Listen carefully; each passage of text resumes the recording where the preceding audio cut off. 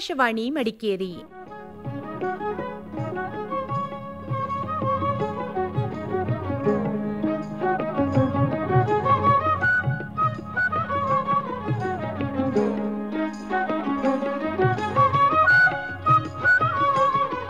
ಕಾರ್ಯಕ್ರಮ ಮಹಿಳಾ ಲೋಕ.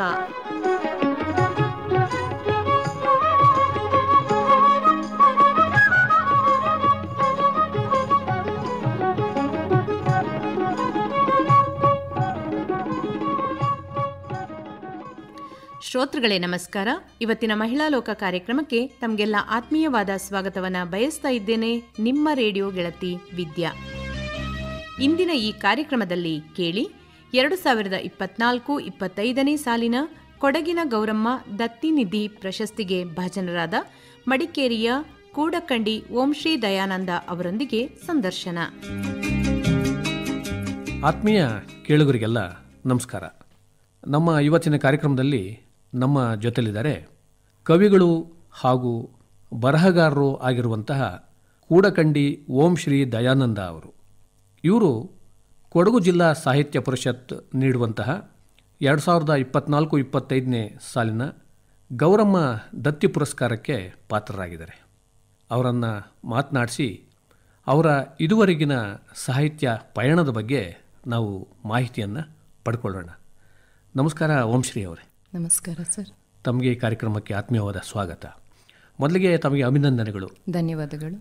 ಗೌರಮ್ಮ ದತ್ತಿ ಪುರಸ್ಕಾರಕ್ಕೆ ಪಾತ್ರರಾಗಿದ್ದಾರೆ. ಯಾಕೆಂದರೆ ಕೊಡಗಿನ ಗೌರಮ್ಮ ಅಂದರೆ ಇಡೀ ನಮ್ಮ ರಾಜ್ಯದಾದ್ಯಂತ ಬಹಳ ಹೆಸರುವಾಸಿಯಾದಂಥವರು. ಬಹಳ ಹಿಂದೆಯೇ ಅವರು ಸಾಹಿತ್ಯದಲ್ಲಿ ಸಾಕಷ್ಟು ಸಾಧನೆಯನ್ನು ಮಾಡಿ ಬಹಳ ಚಿಕ್ಕ ವಯಸ್ಸಿನಲ್ಲೇ ನಮ್ಮನ್ನು ಬಿಟ್ಟು ಹೋಗ್ಬಿಟ್ರು. ಮತ್ತು ಸ್ವಾತಂತ್ರ್ಯ ಚಳವಳಿಯಲ್ಲೂ ಕೂಡ ಅವರು ಪಾತ್ರವಹಿಸಿದರು. ಅವರ ಒಂದು ಪ್ರಶಸ್ತಿ ಬಂದಿರೋದು ಬಹಳ ತಮಗೆ ಹೆಮ್ಮೆಯ ವಿಷಯ ಅಂತಲೇ ನಾವಾದರೂ ಅಂದ್ಕೊಂಡಿದ್ದೀವಿ. ಮೊದಲಿಗೆ ನಿಮಗೆ ಹೇಗೆ ಈ ಬರವಣಿಗೆ ಬಗ್ಗೆ ಆಸಕ್ತಿ ಬಂತು ಅಂತ ನಮ್ಮ ಕೇಳುಗರಿಗೆ ಹೇಳ್ತೀರಾ? ಬರವಣಿಗೆ ಬಗ್ಗೆ ನನಗೆ ಬಹಳ ಸಣ್ಣ ವಯಸ್ಸಿನಿಂದನೂ ಕೂಡ ಬರೆಯೋದಂದರೆ ತುಂಬಾ ಇಷ್ಟ ಇತ್ತು. ನಾನು ಮೊದಲ ಕವನವನ್ನು ಬರೆದಿದ್ದು ನಾನು 7ನೇ ತರಗತಿಯಲ್ಲಿ ಓದ್ತಾ ಇರಬೇಕಾದ್ರೆ ಮೊದಲ ಕವನಗಳು ಮೋಡದ ಕುರಿತಾಗೆ ಇತ್ತು ಸರ್. ಮೋಡದ ಬಗ್ಗೆ? ಹೌದು ಸರ್. ಅಂದರೆ ಮಡಿಕೇರಿ ಅಂತ ಅಂದರೆ ಮಳೆ ಹೆಚ್ಚು ಇಲ್ಲಿ. ಹೌದು. ಮೋಡಗಳನ್ನು ನಾವು ನೋಡ್ತಲೇ ಗಮನಿಸ್ತಲೇ ಇರ್ತೀವಿ. ಹೌದು ಸರ್. ಅದ್ರ ಬಗ್ಗೆನೇ ನಿಮ್ಮ ಮೊದಲನೇ ರಚನೆ ಅಂತ? ಹೌದು ಹೌದು. ನನಗಾಗ ಅಷ್ಟರ ಮಟ್ಟಿಗೆ ಕವನಗಳನ್ನ ಹೇಗೆ ಬರಿಬೇಕು ಅಂತೇಳಿ ಗೊತ್ತಿರಲಿಲ್ಲ. ಲೇಖಕರು ಆಗಿರುವಂತಹ ಹರಿ ಸರಳಯ್ಯ ಸರ್ ಅವರ ಸಹಾಯದೊಂದಿಗೆ ನಾನು ಕವನವನ್ನ ಬರೆದೆ ಸರ್.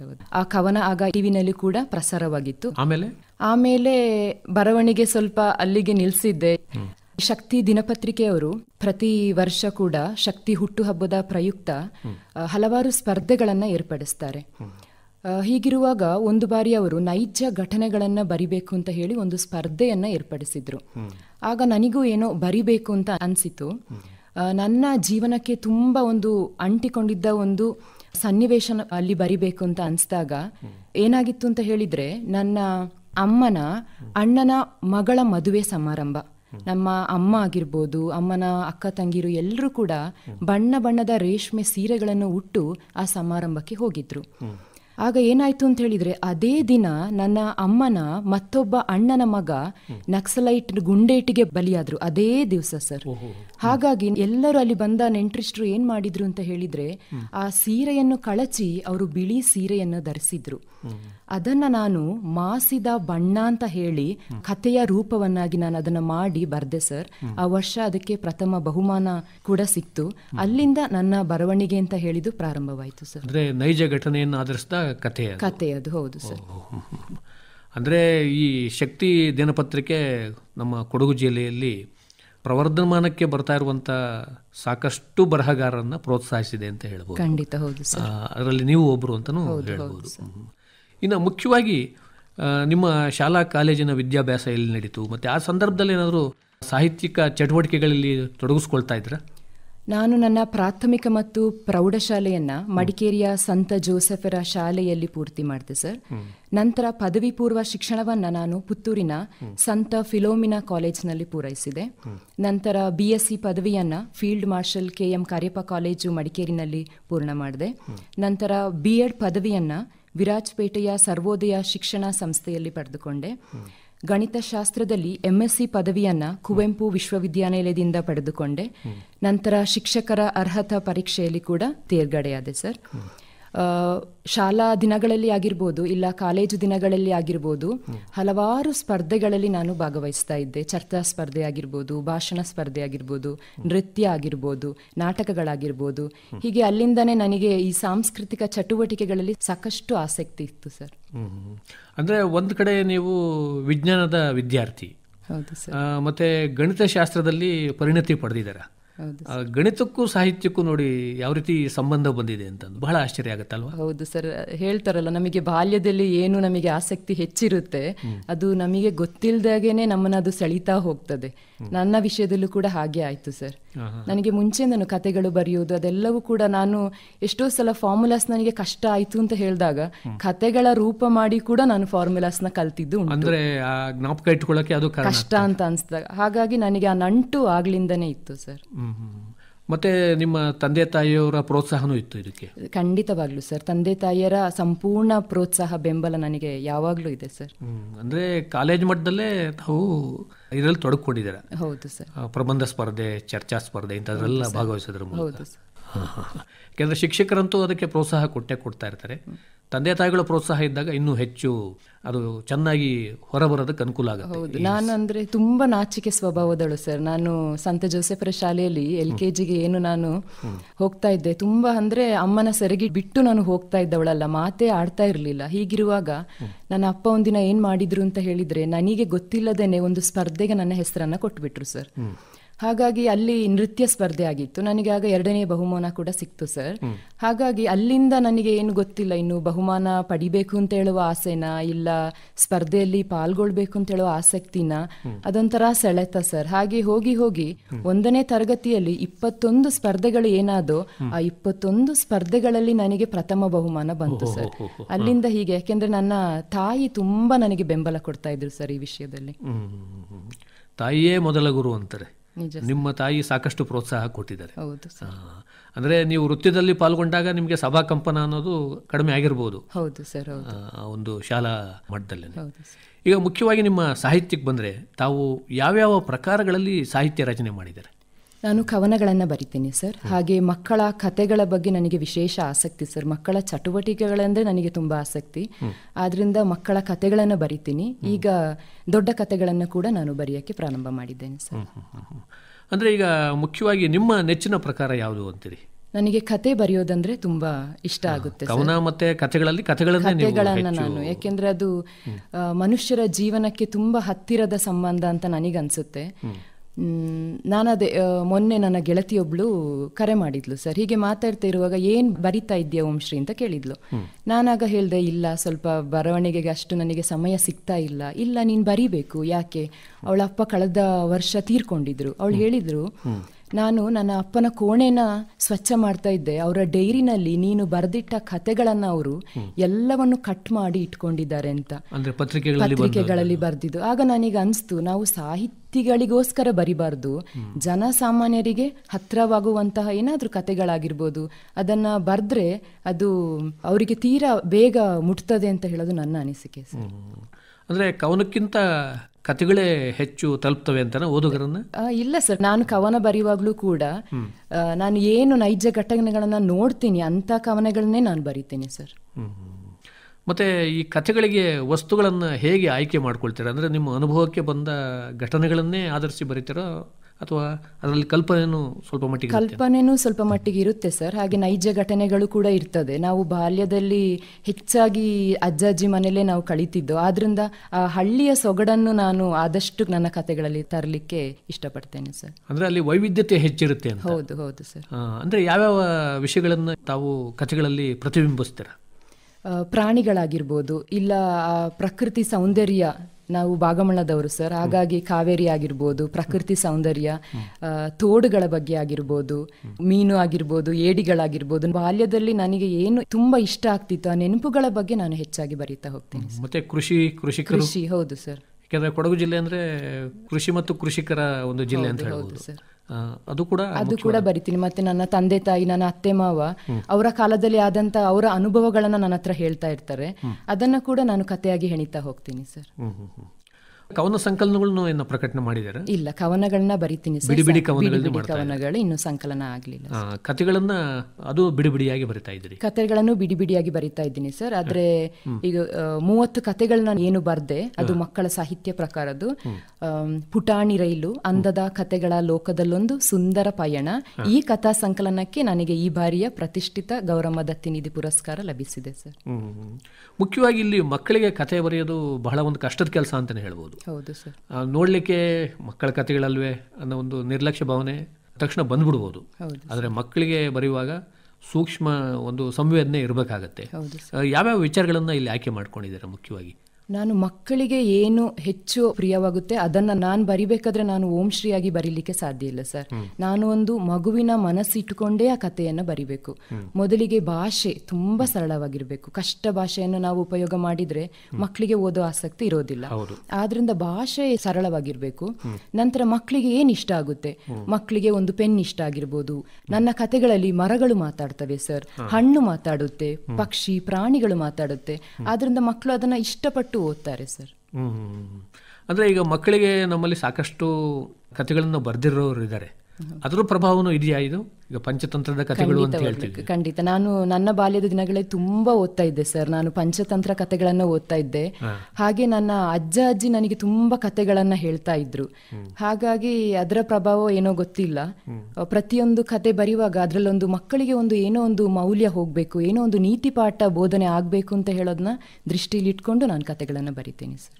ಅಂದ್ರೆ ಮಕ್ಕಳಿಗೆ ಬಹಳ ಚಿಕ್ಕ ಚಿಕ್ಕ ವಸ್ತುಗಳಾದ್ರೂ ಕೂಡ ಒಂದು ಭಾವನಾತ್ಮಕವಾದ ಬಂಧನ ಇರುತ್ತೆ. ಹೌದು ಸರ್. ಅದಕ್ಕೆ ಅವರು ಬಹಳ ಹೊಂದ್ಕೊಂಡ್ಬಿಟ್ಟಿರ್ತಾರೆ. ಅದಿಲ್ದಲೇ ಅವರಿಗೆ ಆಗೋದೇ ಇಲ್ಲ.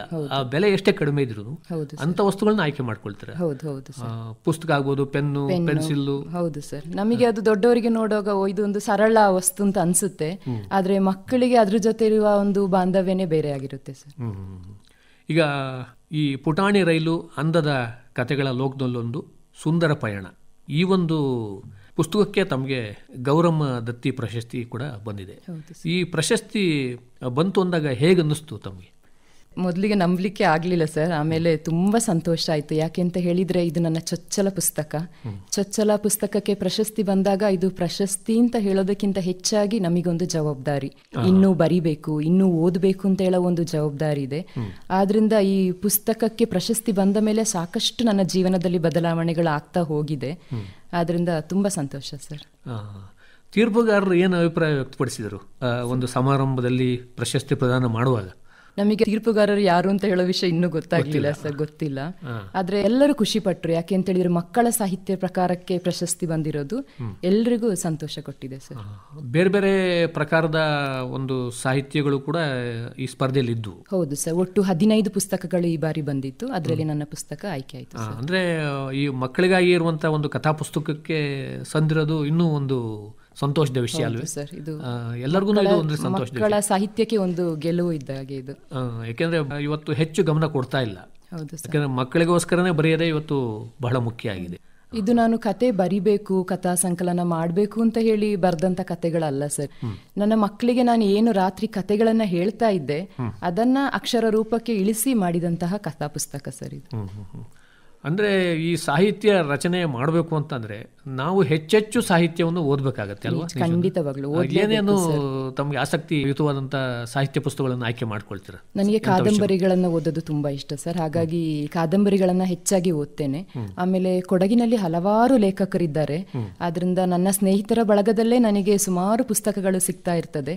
ಎಲ್ಲವನ್ನು ಓದುವಂತಹ ಪ್ರಯತ್ನವನ್ನು ನಾನು ಮಾಡ್ತಾ ಇದ್ದೀನಿ. ಯಾಕೆಂತ ಹೇಳಿದ್ರೆ ಪ್ರತಿಯೊಂದು ಪುಸ್ತಕ ಓದುವಾಗ ಕೂಡ ನಮ್ಮ ಬರೆಯುವ ಕೌಶಲ್ಯ ಹೆಚ್ಚಾಗ್ತಾ ಹೋಗ್ತದೆ ಸರ್.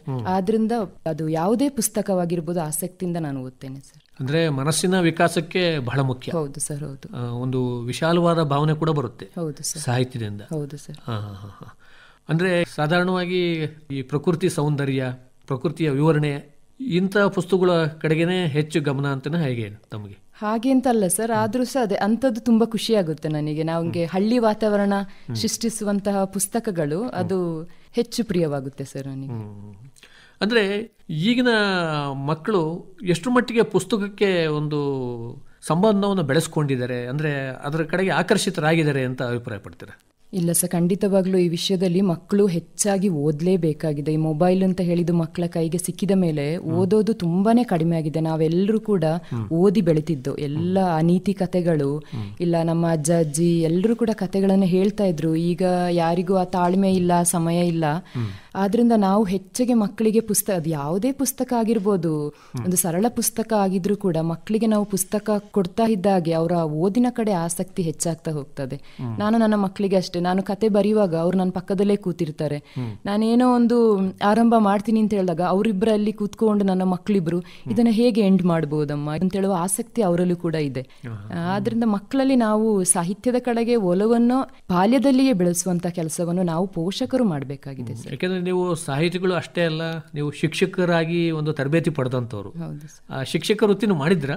ಖಂಡಿತ ಸರ್, ಮಾಡ್ತಾ ಇದ್ದೆ ನಾನು. ಆಮೇಲೆ ನನ್ನ ಮಕ್ಕಳ ಕಡೆಗೆ ಹೆಚ್ಚಿನ ಗಮನವನ್ನು ಕೊಡಬೇಕು ಅಂತ ಹೇಳಿ ಸದ್ಯದ ಮಟ್ಟಿಗೆ ನಾನೀಗ ವಿರಾಮ ತೆಗೆದುಕೊಂಡಿದ್ದೀನಿ ಅಷ್ಟೇ. ಮತ್ತೆ ಮಕ್ಕಳು ಯಾರ್ಯಾರು ನಿಮ್ಮೂರು? ನನ್ನ ದೊಡ್ಡ ಮಗಳಿನ ಹೆಸರು ವೈಷ್ಣವಿ, ಅವಳೀಗ 4ನೇ ತರಗತಿಯಲ್ಲಿ ವ್ಯಾಸಂಗ ಮಾಡ್ತಾ ಇದ್ದಾಳೆ. ಚಿಕ್ಕವಳು 1ನೇ ತರಗತಿಯಲ್ಲಿ ವ್ಯಾಸಂಗ ಮಾಡ್ತಾ ಇದ್ದಾಳೆ, ಧನ್ವಿ.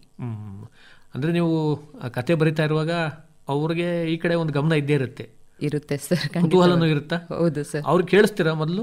ಅವ್ರಿಗೆ ಕೇಳಿಸ್ತೀನಿ ಸರ್. ನಾನು ಯಾವುದೇ ಕತೆ ಬರೆದ್ರು ಕೂಡ ಅದನ್ನ ನನ್ನ ಮಕ್ಕಳಿಗೆ, ನನ್ನ ಪತಿಗೆ ಫಸ್ಟ್ ನಾನು ಓದಿ ಹೇಳಿ ಅವರ ಕೈಯಿಂದ ಒಂದು ಹೇಗಿದೆ ಅಂತ ಒಂದು ಒಪಿನಿಯನ್ ಕೇಳಿ ಅನಂತರನೇ ನಾನು ಎಲ್ಲೇ ಪಬ್ಲಿಷ್ ಮಾಡೋದಾದ್ರೂ ಮಾಡ್ತೀನಿ. ನಿಮ್ಮ ಮನೆಯವರು ಎಲ್ಲಿ ಅವರು ಕೆಲಸ ಮಾಡ್ತಾರೆ? ಅವರು ಡಾಕ್ಟರ್ ದಯಾನಂದ, ಅವರು ಸರ್ಕಾರಿ ಪ್ರಥಮ ದರ್ಜೆ ಕಾಲೇಜು ವಿರಾಜಪೇಟೆಯಲ್ಲಿ ಪ್ರಾಂಶುಪಾಲರಾಗಿ ಸೇವೆ ಸಲ್ಲಿಸ್ತಾ ಇದ್ದಾರೆ. ಅವರು ಯಾವ ವಿಷಯದಲ್ಲಿ ಉಪನ್ಯಾಸಕರಾಗಿದ್ದಾರೆ? ಅವರು ಎಕನಾಮಿಕ್ಸ್, ಅರ್ಥಶಾಸ್ತ್ರದಲ್ಲಿ. ಅವ್ರಿಗೂ ಆಸಕ್ತಿ ಇದೆ ಸಾಹಿತ್ಯದ ಬಗ್ಗೆ? ಸಾಹಿತ್ಯದ ಬಗ್ಗೆ ಖಂಡಿತ ಸರ್. ಈಗ ಮುಖ್ಯವಾಗಿ ಓಂಶ್ರೀ ಅವರೇ, ನಿಮಗೆ ಈಗ ಪ್ರಶಸ್ತಿ ಬಂದಿದೆಯಲ್ಲ, ಈ ಪುಟಾಣಿ ರೈಲು ಅಂದದ ಕಥೆಗಳ ಲೋಕದಲ್ಲೊಂದು ಸುಂದರ ಪಯಣ, ಈ ಒಂದು ಕಥಾ ಸಂಕಲನದಿಂದ ನಮ್ಮ ಕೇಳುಗರಿಗೋಸ್ಕರ ಒಂದು ಕಥೆಯನ್ನು ಓದಲಿಕ್ಕಾಗತ್ತಾ? ನಾನೀಗ ಬಾಂಧವ್ಯದ ಬೆಲೆ ಎಂಬ ಕಥೆಯನ್ನು ಓದ್ತಾ ಇದ್ದೀನಿ. ಗರಿಗರಿಯಾದ ಬಟ್ಟೆ ತೊಟ್ಟು, ಕತ್ತಲ್ಲಿ ಗಟ್ಟಿಸರ ಹಾಕಿಕೊಂಡು, ಬೆರಳುಗಳ ತುಂಬ ಉಂಗುರಗಳನ್ನು ಸಿಕ್ಕಿಸಿಕೊಂಡು ಬಲು ಜೋರಾಗಿ ಜೀವನ ನಡೆಸುತ್ತಿದ್ದ ಶಾಂತಲಾಲ್. ಶಾಂತಲಾಲ್ ಒಬ್ಬ ಚಿನ್ನದ ವ್ಯಾಪಾರಿ. ಹೆಂಡತಿ ಹಾಗೂ ಮಗನೊಂದಿಗೆ ಸಂತೋಷದ ಬದುಕು ನಡೆಸುತ್ತಿದ್ದ. ವಾಸ ಮಾಡಲು 2 ಅಂತಸ್ತಿನ ಮನೆ, ಓಡಾಡಲು ಐಷಾರಾಮಿ ಕಾರು ಎಲ್ಲವೂ ಇತ್ತು ಶಾಂತಲಾಲ್ನ ಬಳಿ. ಆದರೆ ಇದ್ದುದರಲ್ಲಿ ತೃಪ್ತಿ ಪಡುವ ಬದಲು ಅತಿಯಾಸೆ ಎಂಬ ಭೂತಕ್ಕೆ ಶಾಂತಲಾಲ್ ಅಂಟಿಕೊಂಡಿದ್ದ. ಬದುಕು ಎಂಬುದು ಕೇವಲ ಲೆಕ್ಕಾಚಾರದ ಮೇಲೆ ನಿಂತಿದೆ. ಬಂಧು ಮಿತ್ರರು ಕೇವಲ ನಾಮಕಾವಸ್ಥೆ ಎನ್ನುವುದು ಆಳವಾಗಿ ಶಾಂತಲಾಲ್ ನಂಬಿದ್ದ. ಹಸಿವು ಎಂದು ಮನೆಯಂಗಳಕ್ಕೆ ಬಂದ ಮೂಕ ಹಸುವಿಗೆ ತಾನು ತಿಂದ ಬಾಳೆಹಣ್ಣಿನ ಸಿಪ್ಪೆಯನ್ನು ಕೊಡಲು ಕೂಡ ಶಾಂತಲಾಲ್ ಹಿಂದು ಮುಂದು ನೋಡುತ್ತಿದ್ದ. ತನ್ನ ಮನೆಯ ಒಂದು ಕಾಳು ಅಕ್ಕಿಯೂ ಕೂಡ ಬೇರೆಯವರ ಪಾಲಾಗಬಾರದೆಂದು ಆಶಿಸುತ್ತಿದ್ದ.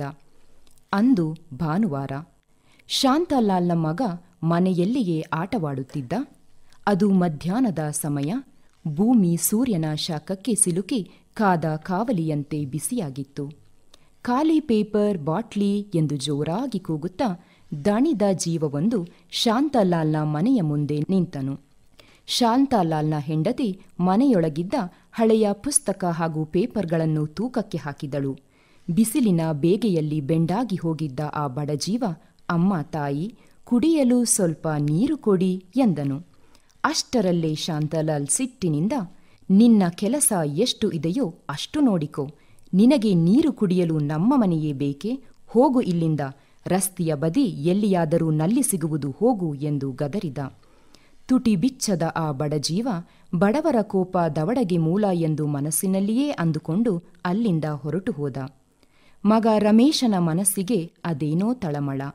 ಅಪ್ಪನ ಕಣ್ಣು ತಪ್ಪಿಸಿ ಬಾಟಲಿಯೊಂದರಲ್ಲಿ ನೀರು ತುಂಬಿಸಿಕೊಂಡು ಸ್ವಲ್ಪ ದೂರ ಓಡಿ, ಮಾಮ ತೆಗೆದುಕೊಳ್ಳಿ ನೀರು, ನಮ್ಮಪ್ಪನ ಮಾತಿನ ಬಗ್ಗೆ ತಲೆ ಕೆಡಿಸಿಕೊಡ್ಬೇಡಿ ಎನ್ನುತ್ತಾ ಬಾಟಲಿಯನ್ನು ಆ ವ್ಯಕ್ತಿಯ ಕೈಗೆ ಕೊಟ್ಟನು. ಆ ವ್ಯಕ್ತಿಗೂ ಅಮೃತವೇ ಸಿಕ್ಕಿದ ಅನುಭವ. ಗಟಗಟನೆ ನೀರನ್ನು ಕುಡಿದು ರಮೇಶನ ತಲೆ ಸವರಿ ತನ್ನ ದಾರಿ ಹಿಡಿದನು. 1-2 ದಿನಗಳ ನಂತರ ರಮೇಶ ಮನೆಯಿಂದ ಶಾಲೆಗೆ ಹೊರಟ. ಅರ್ಧ ದಾರಿ ತಲುಪುವಷ್ಟರಲ್ಲೇ ಬೈಕಿನಲ್ಲಿ ಬಂದ 2 ದಾಂಡಿಗರು ರಮೇಶನ ಬಾಯಿಯನ್ನು ತಮ್ಮ ಕೈಗಳಿಂದ ಗಟ್ಟಿಯಾಗಿ ಮುಚ್ಚಿಕೊಂಡು ಅವನನ್ನು ಕರೆದೊಯ್ದರು. ರಮೇಶ ಗಾಬರಿಯಿಂದ ಕೈಕಾಲುಗಳನ್ನು ಅಲ್ಲಾಡಿಸತೊಡಗಿದ. ಅಸಹಾಯಕನಾಗಿ ಕಣ್ಣೀರು ಸುರಿಸಿದ. ಅಷ್ಟರಲ್ಲಿ ರಸ್ತೆ ಬದಿಯ ಕಸದ ರಾಶಿಯಲ್ಲಿ ಪ್ಲಾಸ್ಟಿಕ್ಗಳನ್ನು ಆಯುತ್ತಿದ್ದ ವ್ಯಕ್ತಿ ಆ ಚಿತ್ರಣವನ್ನೆಲ್ಲ ಗಮನಿಸಿದ. ಅಂದು ಮಾಮ ಎಂದು ನೀರು ಕೊಟ್ಟು ದೇಹ ತಂಪು ಮಾಡಿದ ಆ ಮಮತೆಯ ಬಾಲಕನನ್ನು ಸಂಕಷ್ಟಕ್ಕೆ ನೂಕಲು ಆ ವ್ಯಕ್ತಿಗೆ ಮನಸ್ಸಾಗಲಿಲ್ಲ.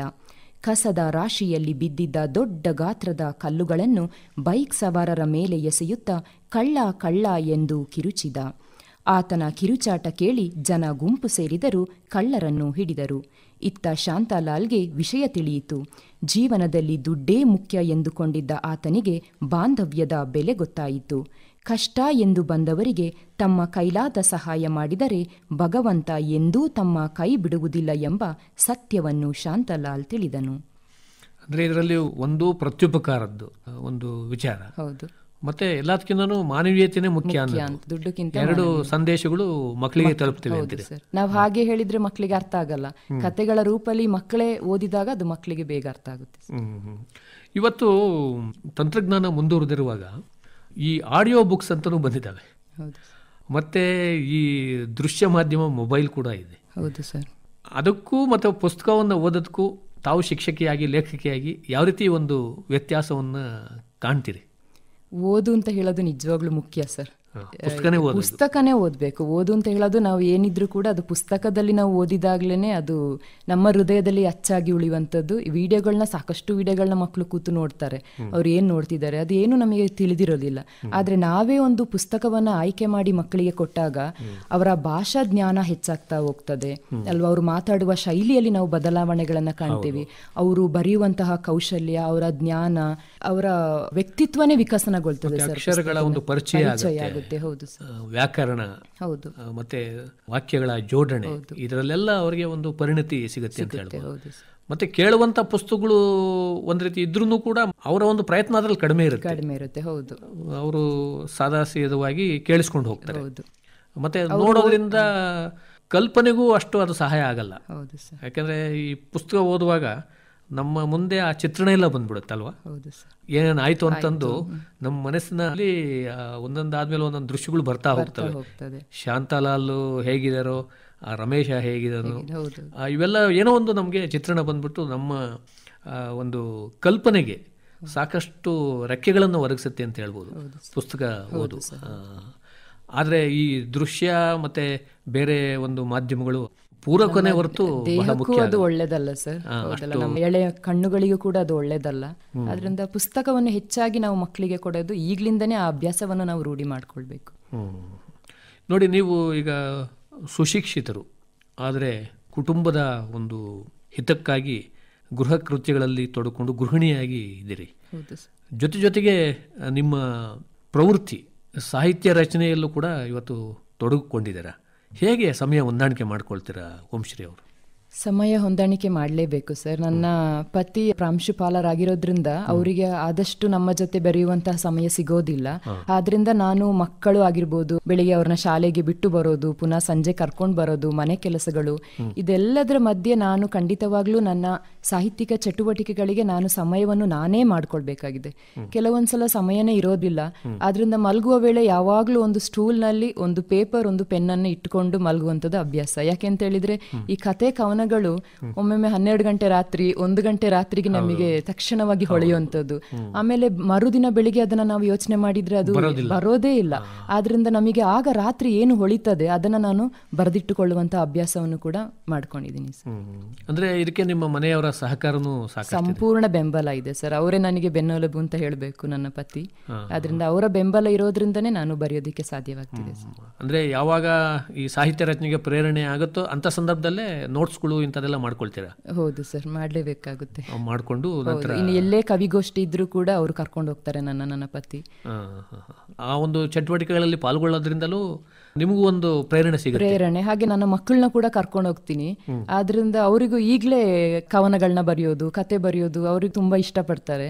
ಮೊನ್ನೆ ನನ್ನ ಚಿಕ್ಕ ಮಗಳಿಗೆ ಕಾಯಿಂದ ಏನಾದ್ರು ಒಂದು ಪದ ಹೇಳು ಅಂತ ಹೇಳುವಾಗ ಅವಳು ತಕ್ಷಣ ಹೇಳಿದ್ದು ಕಥಾ ಸಂಕಲನ. ಆಗ ನನಗೆ ಅದೊಂದು ಖುಷಿ. ಪರವಾಗಿಲ್ಲ, ನಾವು ಬರೆಯೋದ್ರಿಂದ, ನಾವು ಓದೋದ್ರಿಂದ ನಮ್ಮ ಮಕ್ಕಳು ಕೂಡ ಏನೋ ಒಂದು ನಮ್ಮನ್ನು ನೋಡಿ ಅವರು ಕಲಿತಾ ಇದ್ದಾರೆ ಅಂತ ಹೇಳೋದು ಅದೊಂದು ಸಂತೋಷದ. ಅಂದ್ರೆ ನಮ್ಮ ಸುತ್ತಮುತ್ತ ನಡೀತಿರುವಂತಹ ಘಟನೆಗಳು, ವಿದ್ಯಮಾನಗಳೇ ಇದಕ್ಕೆ ಪ್ರೇರಣೆ. ಹೌದು ಸರ್. ಸಾಹಿತ್ಯಕ್ಕೆ ಅಲ್ಲೇ ನಮಗೆ ಸಾಕಷ್ಟು ಸರಕು ಸಿಗೋದು. ಹೌದು ಸರ್. ಸಾಹಿತ್ಯ ರಂಜನೆಗೆ. ಮತ್ತೆ ಈಗ ಕತೆ, ಕವನ ಸಾಕಷ್ಟು ತಾವು ಸೃಜನಶೀಲ ಒಂದು ಕ್ಷೇತ್ರದಲ್ಲೇ ಕೆಲಸ ಮಾಡ್ತಾ ಇದ್ದೀರಾ, ಈ ಚಟುವಟಿಕೆಗಳಲ್ಲಿ ತೊಡಗಿಕೊಂಡಿದ್ದೀರಾ. ಇನ್ನೂ ಬೇರೆ ಬೇರೆ ಕ್ಷೇತ್ರಗಳಲ್ಲೂ ಏನಾದರೂ ಅದರಲ್ಲಿ ತೊಡಗಿಕೊಳ್ಳೋದಕ್ಕೆ ಅವಕಾಶ ಇದೆಯಾ? ಖಂಡಿತವಾಗ್ಲು ಸರ್. ಈಗ ಈ ಪ್ರಶಸ್ತಿ ಈಗ ನನಗೆ ಲಭಿಸಿದ ಮೇಲೆ ಮಕ್ಕಳ ಸಾಹಿತ್ಯ ಪರಿಷತ್ತಿಂದ ನಾನು ನಿರ್ದೇಶಕಿಯಾಗಿ ನೇಮಕಗೊಂಡಿದ್ದೀನಿ ಸರ್. ಸಾಹಿತ್ಯ ಪರಿಷತ್ ಮಡಿಕೇರಿ ತಾಲೂಕಲ್ಲಿ ಸರ್, ತಾಲೂಕಿನಿಂದ. ಹಾಗಾಗಿ ಇನ್ನು ಅದರ ಚಟುವಟಿಕೆಗಳಲ್ಲೂ ಕೂಡ ನಾನು ಭಾಗವಹಿಸಬೇಕಾಗ್ತದೆ. ಹೀಗೆ ಇರಬೇಕಾದ್ರೆ ಸಾಹಿತ್ಯಕ್ಕೆ ಸಂಬಂಧಪಟ್ಟ ಒಂದು ಕಿರುಚಿತ್ರವೊಂದು ಬರ್ತಾ ಇದೆ ಸರ್. ಅನಿರುದ್ಧ್ ಸರ್ ಅವರು ಪ್ರೊಡ್ಯೂಸ್ ಮಾಡ್ತಾ ಇದ್ದಾರೆ. ನಮ್ಮ ಕೊಡಗಿನವರಾದಂತಹ ಪ್ರಶಾಂತ್ ರವರು ನಿರ್ದೇಶನ ಮಾಡ್ತಿರುವಂತಹ ಒಂದು ಕಿರುಚಿತ್ರ ಸರ್, ಅವಳ ಕಣ್ಣಲ್ಲಿಂತ. ಇದರಲ್ಲಿ ನಾನು ಮುಖ್ಯ ಪಾತ್ರವನ್ನು ಮಾಡ್ತಾ ಇದ್ದೀನಿ ಸರ್. ಯಾವ ಪಾತ್ರ ಅದು ಏನು ಹೇಳಿಲ್ಲ? ಇಲ್ಲ, ಸಾಹಿತ್ಯಕ್ಕೆ ಸಂಬಂಧಪಟ್ಟಿದೆ ಸರ್. ನಾನೊಂದು ಸಾಹಿತಿಯಾಗಿ ಇಲ್ಲಿ ಕಾಣಿಸ್ಕೊಳ್ತಾ ಇದ್ದೀನಿ ಸರ್. ಅದು ಒಂದು ಬೇರೆ ಒಂದು ಕ್ಷೇತ್ರ ಅಂತ ಹೇಳಿ. ಹೌದು ಸರ್. ಅಲ್ಲಿ ಬರವಣಿಗೆನೂ ಏನಾದರೂ ನೀವೇ ಮಾಡ್ತಾ ಇದ್ದೀರಾ? ಇಲ್ಲ ಸರ್, ಅದಿಲ್ಲ, ಎಲ್ಲ ಅವರೇ ಮಾಡ್ತಾರೆ. ನೀವು ಕಲಾವಿದರಾಗಿ ಒಂದು ಅವಕಾಶ ನನಗೆ ಸರ್. ಅಂದ್ರೆ ಇಲ್ಲಿವರೆಗೂ ತಾವು ನಡೆದು ಬಂದ ಒಂದು ದಾರಿಯನ್ನು ನೋಡಿದಾಗ ಈ ಸಾಹಿತ್ಯ ಲೋಕದಲ್ಲಿ ಹೇಗೆ ಅನಿಸುತ್ತೆ ಒಟ್ಟಾರೆಯಾಗಿ ಓಂಶ್ರೀ ಅವರು? ತುಂಬ ಸಂತೋಷ ಆಗ್ತದೆ ಸರ್. ಯಾಕೆಂದ್ರೆ ನಾನು ಶಿಕ್ಷಕಿಯಾಗಿ ನನ್ನನ್ನು ನಾನು ಗುರುತಿಸ್ಕೊಳ್ಬೇಕು ಅಂತ ಇದ್ದವಳು, ಅದೇನೋ ಒಂದು ಬದಲಾವಣೆ ನನ್ನಲ್ಲಿ ಈಗ ಸಾಹಿತಿಯಾಗಿ. ನಮಗೆ ಗೊತ್ತಿದ್ದೋ ಗೊತ್ತಿಲ್ಲದೆಯೋ ಸಾಹಿತ್ಯ ಅಂತ ಹೇಳೋದು ಪ್ರತಿದಿನ ನಮ್ಮ ಜೀವನದಲ್ಲಿ ನಮ್ದೊತ್ತೆ ಬೆರೆತು ಹೋಗಿದೆ ಸರ್. ಆದ್ರಿಂದ ತುಂಬ ಒಂದು ಸಂತೋಷದ ವಿಷಯ ನಾನು ನನ್ನನ್ನು ಇಲ್ಲಿ ತೊಡಗಿಸ್ಕೊಂಡಿರೋದು. ಅಂದ್ರೆ ಇಷ್ಟೇ ಬರಿಬೇಕು ಅಂತ ಏನು ಚೌಕಟ್ಟು ಹಾಕೊಳ್ಳಲ್ಲ ಸರ್. ಇಲ್ಲ, ಮುಂದೇನಾದ್ರೂ ಯೋಜನೆಗಳನ್ನು ಏನಾದರೂ ಇಟ್ಕೊಂಡಿದ್ದೀರಾ? ಖಂಡಿತ ಸರ್. ನಾನೀಗ ಪ್ರಾರಂಭ ಮಾಡಿದ್ದೇನೆ ಸರ್. ಅರೆ ಭಾಷೆನಲ್ಲಿ ಒಂದು ಕಥಾ ಸಂಕಲನವನ್ನ ಮಾಡಬೇಕು ಅಂತ ಹೇಳಿ ಅದರ ತಯಾರಿಯಲ್ಲಿ ಇದ್ದೇನೆ ಸರ್. ಹಾಗೆ ಮಕ್ಕಳಿಗಾಗಿ ಒಂದು ಕಾದಂಬರಿ ಮಾಡಬೇಕು ಅಂತ ಹೊಸ ಪ್ರಯತ್ನ ಒಂದು ಮಾಡಬೇಕು ಅಂತ ಹೇಳಿ ಇದ್ದೇನೆ ಸರ್. ಅಂದ್ರೆ ಪತ್ರಿಕೆಗಳು, ನಿಯತಕಾಲಿಕೆಗಳಿಗೆ ಬರಿತಾ ಇರ್ತೀನಿ. ಕವನಗಳು, ಕಥೆಗಳು ಸರ್. ಒಂದು ಭರವಸೆಯ ಬೆಳಕು ಅಂತ ಹೇಳೋ ಒಂದು ಕತೆ ಕೂಡ ಬರೆದಿದ್ದೀನಿ ಸರ್. ಅದು ಇನ್ನೂ ಎಲ್ಲಿ ಕೂಡ ಪ್ರಕಟ ಆಗ್ಲಿಲ್ಲ. ಹಾಗೆ ಮತ್ತೆ ಅರೆಭಾಷೆಯಲ್ಲೂ ಬರೀತೀರಿ? ಖಂಡಿತ ಸರ್. ನಮ್ಮ ಕರ್ನಾಟಕ ಅರೆಭಾಷೆ ಸಂಸ್ಕೃತಿ ಮತ್ತು ಸಾಹಿತ್ಯ ಅಕಾಡೆಮಿ ಹೊರತರುವಂತಹ ಹಿಂಗಾರ ತ್ರೈಮಾಸಿಕ, ಅಲ್ಲಿ ಕತೆಗಳನ್ನ ಬರಿತೀನಿ ಸರ್. ಕಿಚ್ಚಿನ ಉರಿ, ಬಾಳು ಬಂಗಾರ, ಮೌನ ಮಾತಾಡ್ಕನ, ಹೀಗೆ ಹಲವಾರು ಕತೆಗಳು ಬಂದಿದೆ. ಹಾಗೆ ಹಲವಾರು ಸಾಧಕರನ್ನು ಕೂಡ ನಾನು ಪರಿಚಯ ಮಾಡಿದ್ದೇನೆ ಸರ್. ಅದು ಒಂದು ಮುಖ್ಯವಾದ ಭಾಷೆ. ಹೌದು ಸರ್. ಅದರಲ್ಲೂ ಕೂಡ ಸಾಹಿತ್ಯ ರಚನೆಯಲ್ಲಿ ತೊಡಗಿದ್ದಾರೆ. ಇನ್ನು ಮುಖ್ಯವಾಗಿ ಓಂಶ್ರೀ ಅವರು ತಾವು ಶಿಕ್ಷಕರಾಗಿ ಕೆಲಸ ಮಾಡೋದಕ್ಕೆ ಒಂದು ತರಬೇತಿಯನ್ನು ಪಡ್ಕೊಂಡವರು. ತಮ್ಮ ಈ ವಿದ್ಯಾಭ್ಯಾಸದ ಒಂದು ಸಂದರ್ಭದಲ್ಲಿ ತಮಗೆ ಪ್ರಶಸ್ತಿಗಳು, ಪುರಸ್ಕಾರಗಳು ಇಂಥವೇನಾದರೂ ಸಂದಿದಾವ?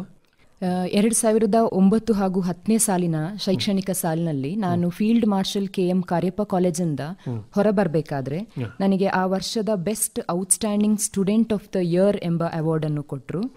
ಹಾಗೆ ನಾನು ಶಿಕ್ಷಕಿಯಾಗಿ ಸೇವೆ ಸಲ್ಲಿಸ್ತಿರ್ಬೇಕಾದ್ರೆ ಭಾರತ ಸರ್ಕಾರದ ಮಾಜಿ ಮಾನವ ಸಂಪನ್ಮೂಲ ಸಚಿವೆ ಶ್ರೀಮತಿ ಸ್ಮೃತಿ ಇರಾನಿ ಅವರಿಂದ ಅತ್ಯುತ್ತಮ ಶಿಕ್ಷಕಿ ಎಂಬ ಪ್ರಶಂಸನಾ ಪತ್ರ ಕೂಡ ನಾನು ಪಡೆದುಕೊಂಡೆ.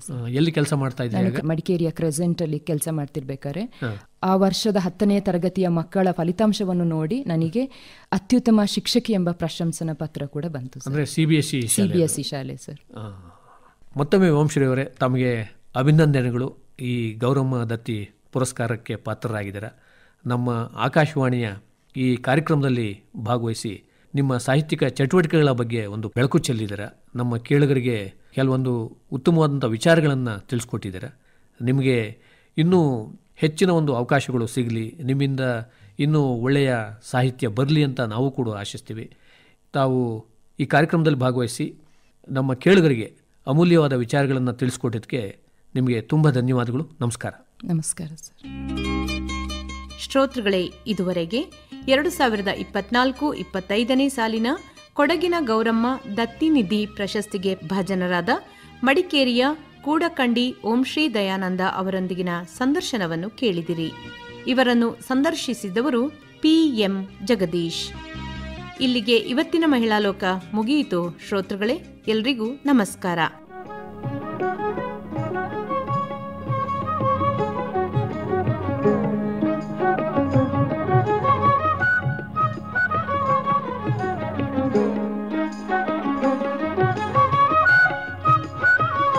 ಮಹಿಳಾ ಲೋಕ ಪ್ರಸಾರವಾಯಿತು.